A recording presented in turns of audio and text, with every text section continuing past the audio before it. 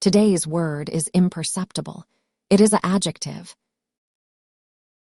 It means too small or slight to be noticed, something that is so quiet, tiny, or slow that your senses cannot see, hear, or feel it. Similar words include unnoticeable, faint, slight. The plant grew at an imperceptible rate. There was an imperceptible change in her mood. The tiny scratch on the glass was almost imperceptible. Did you see the sun move across the sky? No, the movement is imperceptible.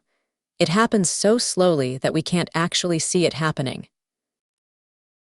Emma explains that because the sun's movement is extremely slow, it is impossible for human eyes to notice it at any given moment. Think of it as impossible to perceive, see, or feel. It starts with im, which often means not. Can you think of something in nature that changes at an imperceptible speed?